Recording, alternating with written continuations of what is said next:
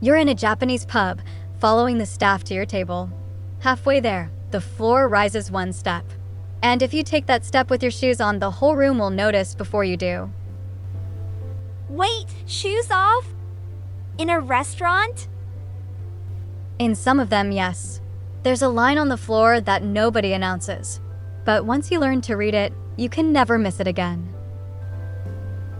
Why do Japanese people take off their shoes inside? The answer starts under your feet. For centuries, Japanese life happened on the floor. You sat on tatami. You ate at a low table.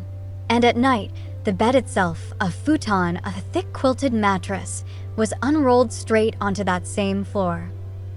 So the floor was never just something to walk on. It was the sofa, the dining table, and the bed.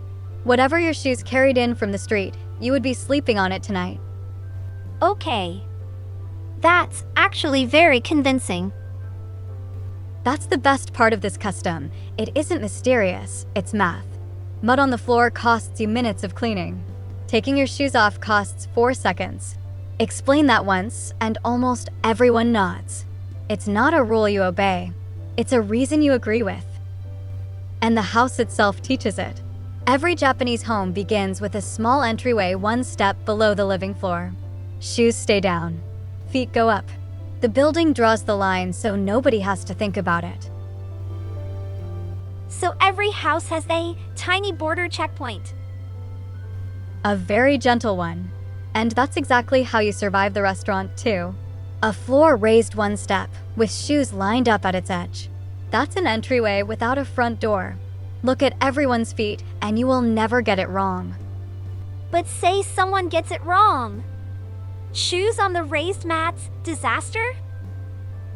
Nobody calls the police. Someone smiles and points at your feet. It happens to newcomers all the time. You take them off, everyone relaxes, dinner continues. It's a line, not a wall. Past the line, there's a whole quiet grammar. House slippers for the wooden hallway. They stop at the tatami, that's socks or bare feet territory. And the toilet has its own dedicated pair, waiting just inside the door. The slippers have territories. And here's my favorite part. By now, the rule lives in the body, not the head. Put us in a place where shoes are officially fine, a shop with a beautifully polished floor, and many of us hesitate. Should I take these off? Nobody is asking. The floor just looks too clean. The written rule says, keep them on. The body votes anyway. That is what a habit looks like after a few hundred years. It's not all smooth though, right? No. If you're the guest, there's the sock question, is there a hole I forgot about? Boot days are a genuine struggle, fumbling at the door while the queue grows behind you. And that friendly little step is a real barrier for older bodies. Some families flatten it entirely.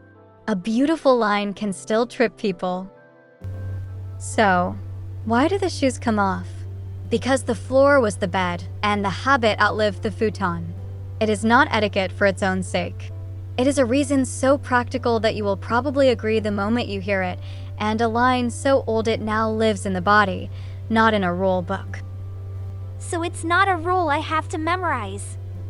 It's a reason I already agree with. When you come to Japan, make it a game. Find the line. A step up, a line of shoes waiting at the edge. That's your cue. Slip yours off, set them neatly pointing back toward the door, and step up. The room will read you as someone who knows. This is Nadze Japan, the quiet logic of everyday Japan.